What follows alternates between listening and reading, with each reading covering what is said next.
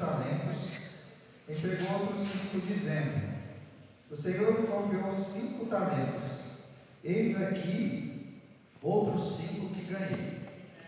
O Senhor disse: muito bem, servo bom e fiel, você foi fiel no pouco, sobre o muito te colocarei, venha participar da alegria do seu Senhor. E aproximando também o que tinha recebido 2 talentos, disse: o Senhor me confiou 2 talentos, eis aqui outros 2 que ganhei. Então o Senhor disse: muito bem, servo bom e fiel, você foi fiel no pouco, sobre o muito o colocarei, venha participar da alegria do seu Senhor. E chegando por fim o que tinha recebido 1 talento, disse: sabendo que o Senhor é um homem severo, que colhe onde não plantou e ajunta onde não se espalhou, fiquei com medo, escondi o seu talento na terra, aqui está o que é seu. Mas o Senhor respondeu: servo mau e preguiçoso, você sabia que eu colho onde não plantei e ajunto onde não espalhei. Então você deveria ter entregado meu dinheiro aos banqueiros, e ao voltar receberia com juros o que é meu. Portanto, tirem dele o talento e deem ao que tem 10, porque a todo o que tem mais será dado, e terá em abundância. Mas ao que não tem, até o que tem lhe será tirado. Quanto ao servo inútil, lance-no para fora nas trevas, ali haverá choro e ranger de dentes. Então veja, meus irmãos, a parábola dos talentos. Aqui Jesus está contando sobre o talento. Mas primeiro, Vicente, o que a gente precisa saber? O que é um talento? Certo? Quando a gente imagina um talento, muitas vezes vem à nossa mente 5 moedas de ouro, né? A gente pensa: ó, aquele recebeu 5, então o talento é uma moeda de ouro. Alguns pensam isso, né? Então aquele que recebeu 1 recebeu 1 moeda, o outro recebeu 2, o outro recebeu 5 moedas de ouro. É isso que a gente pensa? Mas não é. O que é um talento? O talento é uma unidade de medida. Um talento significa o quê? 34 quilos de ouro. Isso era um talento, né? Em ouro. Ou em prata, que equivaleria a 6.000 denários, né? Seria o trabalho de 1 ano em prata. Então, talento de ouro ou talento de prata, né? Então, vamos considerar que Deus está falando aqui de um talento de ouro, né? Significaria 34 quilos de ouro, né? Em cotação atual, hoje, né? Seria equivalente, cada pessoa que recebeu um talento, recebeu 26 milhões de reais. Olha quanto dinheiro. Veja que no reino de Deus, todo mundo nasce milionário, irmão. Todo mundo nasce milionário. Ninguém recebe pouco. Deus, Ele não é um Deus de mão fechada, mesquinho, egoísta, que dá só um pouquinho. Quando você ouve a expressão um talento, quer dizer que Deus só deu um tadinho daquela pessoa que recebeu um talento. Mas quando você vai converter, irmã Elisa, um talento era 34 quilos de ouro, que na cotação atual equivaleria àquela pessoa que recebeu menos, Vicente, recebeu 26 milhões de reais na cotação atual. Então Deus, Ele é um Deus de fartura, de abundância, né? Que Ele deu a todas as pessoas um potencial milionário. Toda a igreja, cada irmão, por menor que você ache que você seja, por mais humilde que você ache que seja, por mais que você ache que tem poucos dons e pouco talento, você é um milionário para Deus, porque Ele te confiou pelo menos um talento de ouro. Significa que você é um milionário, meu irmão. Cada ser humano tem um potencial, um potencial infinito. Quando a gente vê na Bíblia o apóstolo Paulo, que diz lá em Atos, quando ele entra lá numa escola, a escola de Tirano, diz que ele começou a pregar, e ele diz que ele passou quantos anos lá pregando? Ele passou nessa escola lá pregando durante 2 anos, na escola de Tirana. E ele disse que todas as pessoas da Ásia que passavam por lá ouviram falar de Jesus, através do apóstolo Paulo. Um homem, irmã Elisa, um homem só é capaz de pregar o evangelho, gente, para o mundo inteiro. Um homem só. Agora imagine ele, cada um de você, toda a igreja junta, todo mundo usando o seu talento para multiplicar na sua vizinhança, na sua família, falando de Jesus para todo mundo, visitando e orando com todo mundo, pregando Jesus, pregando a palavra de Deus para todos. Qual o potencial que você acha que você tem? O quanto de colheita que você pode alcançar? O que seriam os nossos talentos? Né? Eu vou aqui pegar aqui que eu escrevi aqui. 6 dádivas significam que representam os talentos, né, que Deus entregou, né? 6 dádivas de Deus. Primeiro, o que é os seus talentos na prática? A gente quer saber na prática o que é o seu talento. Primeiro, é a sua capacidade mental, né? Com a sua capacidade mental, escrevi aqui, o intelecto e a sua razão, né? Com a sua capacidade mental, você tem capacidade de raciocinar, de estudar e aprender a palavra de Deus, né? Você tem a capacidade, de propagar aquilo que você aprendeu para outras pessoas. Então, o primeiro talento que você recebeu foi a sua capacidade mental. A segunda dádiva de Deus que Deus deu para você, eu escrevi aqui, é a influência. A sua influência, eu escrevi aqui, o impacto que nós temos sobre as pessoas. Todas as pessoas, por menor que seja, ela acha que o talento dela é pequeno, ela tem um impacto na família dela. Ela pode salvar os filhos, ela pode salvar os familiares, ela pode ajudar a salvar a sua vizinhança. O impacto é muito grande de uma pessoa, irmão. No ciclo de amizade que essa pessoa tem, ela só tem, digamos, 10 amigos. Imagine se você conseguisse salvar esses 10 amigos aí que você tem pela cidade. Já seria uma grande obra para você realizar.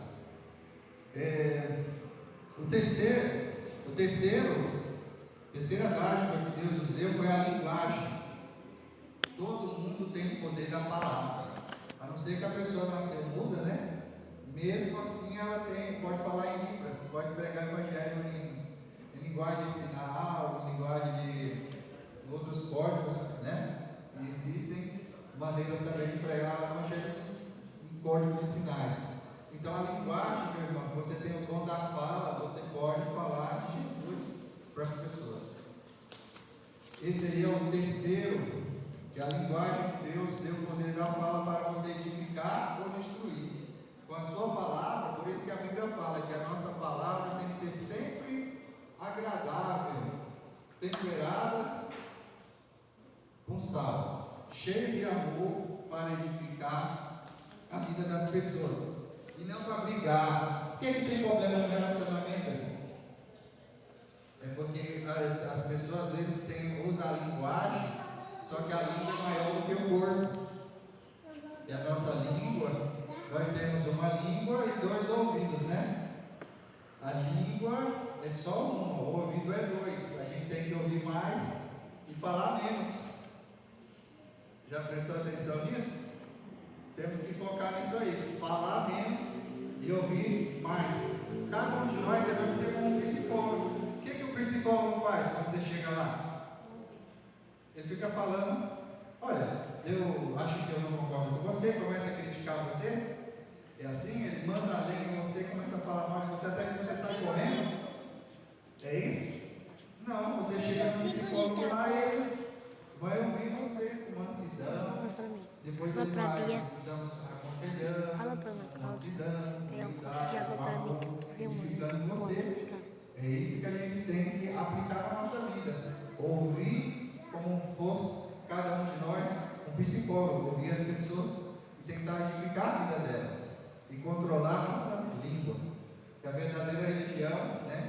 está escrito lá em Tiago, tem que refrear a nossa língua. Nunca houve um tempo em que a língua das pessoas estivesse tão violenta como no século presente, né? E aqui, a quarta dádiva que o Senhor Deus nos deu, irmão Benedito, é o nosso tempo. A gente tem que aproveitar, Vicente, cada segundo do nosso tempo, irmão Davi, para quê? Para servir ao próximo. Deus vive para servir, trabalha 24 horas por nós, olhando por nós lá de cima. Jesus intercede por nós quantas horas por dia? 24 horas por dia, né? Os anjos vivem para servir. Um dia eu estava na reportagem, aí tinha um colega meu que ia à minha frente, né? Aí veio um jovem, né? Falou para mim. Aquele jovem tinha uma pessoa de branco do lado dele. Eu achei um negócio muito diferente, aquela roupa e tal. Quem que estava do lado dele? Você conhece aquela pessoa? Aí não, mas só estava eu e ele. Quando ele foi caminhando à frente para trabalhar, onde ele ia, ele estava sozinho, só tinha eu e ele. Então achei aquele negócio estranho, né? Aí eu falei para ele, mas peraí, você viu uma pessoa de branco do lado daquele jovem? Sim, uma pessoa de branco. Mas eu falei, mas uma pessoa de branco, não tinha ninguém, só estava eu e ele foi à frente e ele foi sozinho, Vicente. Então quem que era aquela pessoa de branco que estava ali? Ao lado daquele comportou, aquele colega? Irmãos, quem é? Imagine aí. Muito bem, então a gente tem que aproveitar o nosso tempo para quê? Para pregar o Evangelho, para visitar as pessoas, para orar com as pessoas, distribuir livro, distribuir folheto, fazer reportagem, fazer toda a obra de Deus. Cada segundo do nosso tempo a gente tem que dedicar para fazer a obra de Deus. Principalmente, eu quero destacar a visitação, né? Nós queremos visitar todos vocês. É muita gente, mas eu quero estar na casa de todos vocês em breve. Mas muitos aqui eu já visitei, e muitos já me visitaram. Mas nós pecamos nesse assunto, gente, porque nós precisamos visitar uns aos outros. Mas ainda é tempo da gente pedir a Deus perdão e começar a visitar uns aos outros. E a casa de um e dos outros, Ismael, se encher de nossos irmãos, porque nós somos uma família, precisamos trabalhar em equipe. E aqui, um fortalecendo o outro. A quinta dádiva que Deus deu é a nossa força física, a nossa saúde, a nossa disposição. Você está vivo. Mais vale um cachorro vivo do que um leão morto. Lembra daquele ditado? Você pode se considerar um nada, um cachorro. Às vezes você acha que não é um leão, e às vezes você é um leão e não sabe. Você pode ser um leão no Evangelho. Às vezes o seu talento, como diz o título do sermão, desenterre seus talentos. Ele está enterrado. Ele está enterrado, irmão Davi. Bom Gil, está lá na porta. O seu talento está enterrado, mas se você é um leão, você quando desenterrar esse talento aí, você vai virar uma bênção para essa cidade, como Deus falou para Abraão, ser tu uma bênção. Nós vamos ser uma bênção para essa cidade de Engenheiro Coelho, amado. Aqui a sexta dádiva que Deus nos deu foram os meios materiais. Irmãos, o nosso dinheiro é para servir o próximo. Não adianta o homem ganhar o mundo inteiro e perder a sua alma. Os homens mais ricos do mundo que não querem dividir nada, o que vai ser da alma dessas pessoas, irmão? Deus deixou os ricos, foi para ajudar os pobres. Deus deixou os ricos, foi para a obra de Deus prosperar. Mas eu não sou rico. Mas Deus deixou você para ser um mordomo fiel. Quem for fiel no pouco, sobre o muito te colocarei. Então eu posso devolver meu dízimo, a minha oferta, e então eu ser íntegro nos dízimos, nas ofertas, e financiar o crescimento da obra de Deus, para que não falte recursos para a construção das igrejas, a pregação do Evangelho, os nossos missionários serem espalhados por todos os cantos do planeta, né? E a obra de Deus tenha prosperidade. Eu devo ser, então, usar todos os meus meios. Quantos exemplos de irmãos, como por exemplo o Dr. Milton Afonso, na Igreja Adventista tem até um livro escrito sobre a história dele, usou todos os recursos que ele pôde para prosperar a obra de Deus. Então, irmão, quando o Dr. Milton Afonso morrer, ele não ia levar nada, e ele sabia disso. Então, como dono fiel, ele resolveu: eu vou dedicar tudo que eu tenho para Deus. Entregou tudo para multiplicar a obra de Deus. Construiu faculdades, construiu e ajudou a levantar um novo templo, construiu várias universidades no Brasil, igrejas por toda parte, financiou colégios, financiou o doutor Rodrigo Silva para estudar no NASP, e assim financiou tanta gente, né, que estudou e se formou na NASP, graças a recursos que Deus concedeu a ele. Assim que nós devemos usar os nossos recursos. Portanto, vamos relembrar aqui essa listinha. Deus nos deu a nossa capacidade mental, Deus nos deu a nossa influência, o nosso impacto sobre a vida das pessoas, Deus nos deu a nossa linguagem, o poder da palavra. Foi pela palavra que Deus criou o mundo, irmãos. A palavra tem muito poder, ela pode salvar almas. Deus nos deu o nosso tempo, nós devemos usar cada segundo para servir a Deus e o próximo. Deus nos deu a nossa força física, saúde e vigor para a gente ir e pregar toda a criatura. Deus nos deu os nossos bens materiais, nosso dinheiro, por mais pouco que seja, pode alimentar uma pessoa. Quando você doar uma cesta básica, às vezes você pensa que é só uma cesta básica. Para aquela pessoa é a sobrevivência, e para aquela pessoa é o amor que ela estava esperando receber de você, e sentir o amor de Deus, e aquilo pode conectar aquela pessoa com Deus, e ela pode estar na igreja através de uma simples cesta básica, que você achava que só pode contribuir uma cesta básica, é pouca coisa, mas mudou a vida de uma pessoa, e aquela alma pode estar salva por causa que você amou ela, deu uma cesta básica ajudando aquela pessoa. Muito bem. Meus irmãos, Jesus fala que ele deu muitos talentos. Tem 3 classes de pessoas na igreja, né? As pessoas que têm muitos talentos que Deus deu, né? Equivaleria 5 talentos, 152 milhões de reais. A primeira coisa que você sabe é que você é um milionário. A casa de Deus, todos são milionários, né? O que recebeu menos recebeu 26 milhões de reais, 34 quilos de ouro, que dá 26 milhões de reais. Todos são milionários, todos têm talento, mas tem 3 classes de pessoas na igreja, né? Os que recebem muitos talentos, sabem pregar, sabem cantar, sabem tocar, sabem evangelizar as pessoas, né? E trazer novas almas para Cristo. Deus vai requerer muito dessas pessoas. Outras pessoas receberam 2 talentos, né? Seria equivalente a 52 milhões de reais. Olha, todo mundo é um milionário na casa de Deus. Você recebeu 2 talentos, você sabe fazer muita coisa, irmão. Você tem um potencial muito grande. Você recebeu 1 talento, ainda assim você é um milionário. Agora, o que nós não podemos fazer, irmãos? Enterrar os nossos talentos. Na igreja, muitas vezes a gente senta nos bancos e sente: Cris, assiste os sermões, engole tudo, vai para casa, culto de quarta-feira, pequeno grupo, culto de sábado, culto de domingo, Semana Santa, e a gente vai engordando, a gente vai recebendo, a gente vai aprendendo, e a gente vai engordando até que a gente explode. Você já viu isso?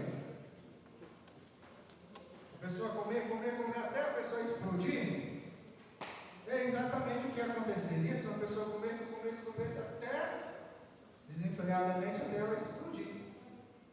A gente receber, guardar, enchendo e não distribuir para o nosso próximo. Irmãos, a gente recebeu, a gente não pode guardar. O que a gente tem que fazer? Uma época, compartilhar o amor com as pessoas.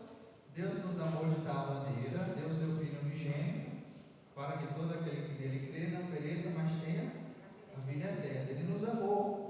Por Ele nos amar primeiro, nós estamos aqui. Agora nós temos o quê? Compartilhar esse amor com o nosso próximo.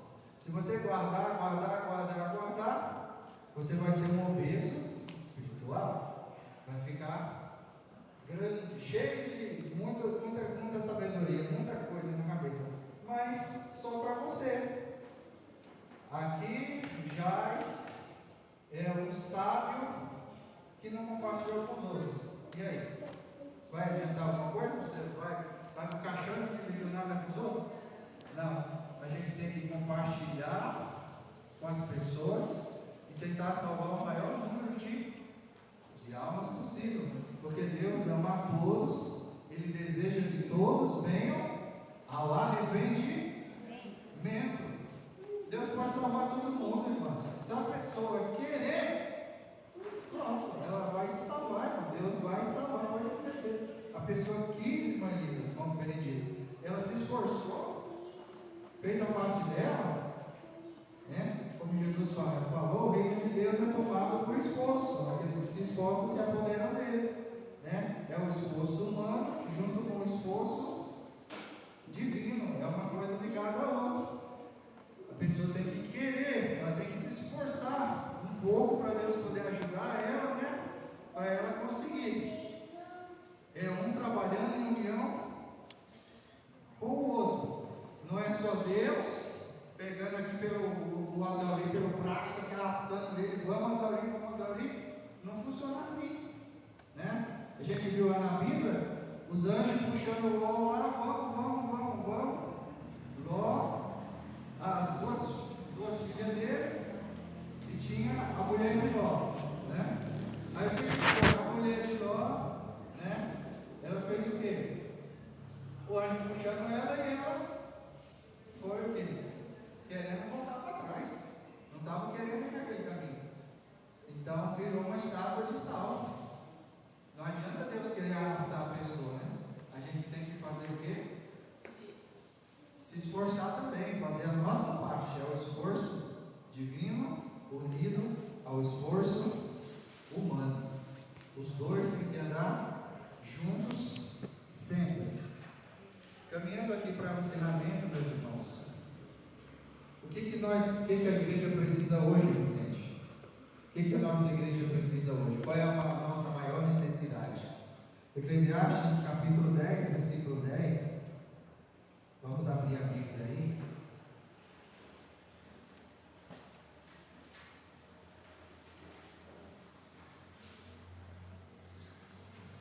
Se o machado está embotado e ninguém o afia, é preciso redobrar a força, mas com sabedoria se obtém êxito.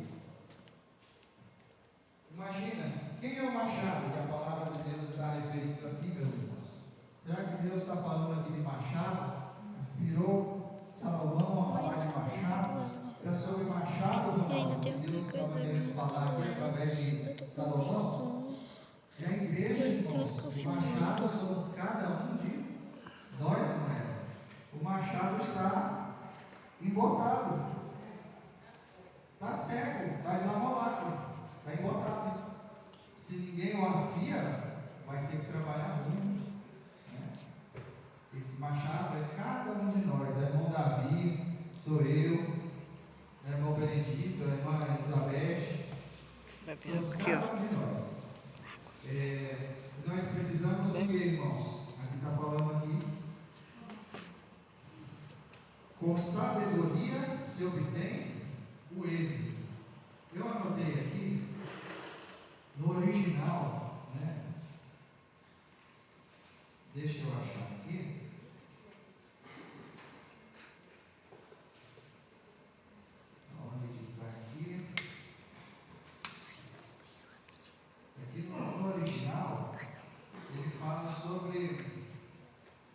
preparar. Ele usa essa linguagem, né? Olha só, ele fala preparar com sabedoria, né? Então, no hebraico fala preparar, né? Com sabedoria para se obter o êxito.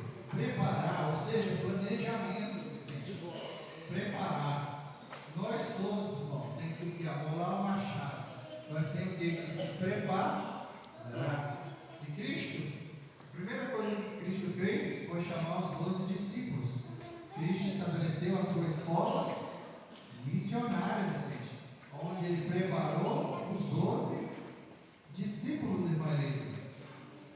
Ele preparou os 12 discípulos. Preparou em quê? Primeiro, Cristo preparou no conhecimento da palavra, irmã Eva.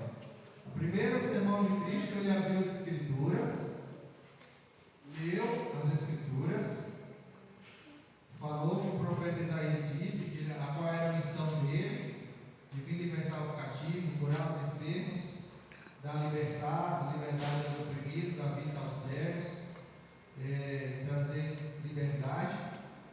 E ele disse: hoje se cumpriu as Escrituras.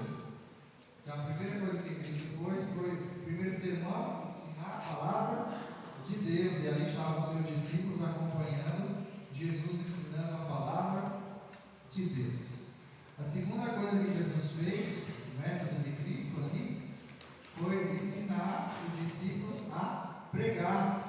Ali tinha um homem, num certo momento, ali, quando Cristo estava pregando, ele se levantou e disse no meio da multidão: Vicente, nunca jamais nenhum homem pregou e falou como esse homem. Nunca jamais alguém pregou como Jesus Cristo, meus irmãos. E Jesus ensinou a pregar. E Jesus ensinou também os discípulos irem em missão de 2 em 2, de casa em casa. Jesus ensinou a ir de casa em casa, meus irmãos. E esse foi o método de Cristo. Ele ensinou a palavra de Deus, ele ensinou a pregar e ele ensinou a ir de casa em casa. Então, o que a igreja hoje mais precisa, irmão, não Vicente, não Davi, a igreja precisa se transformar numa grande escola missionária, onde a gente veja a teoria e vamos para a prática. Em missão, tirar aquilo que a gente aprendeu do papel, da nossa cabeça e colocar em prática. Então, para a gente encerrar, vamos fazer uma oração e pedir a Deus que depois a gente vai cantar um hino, depois da oração, a gente vai cantar o mesmo hino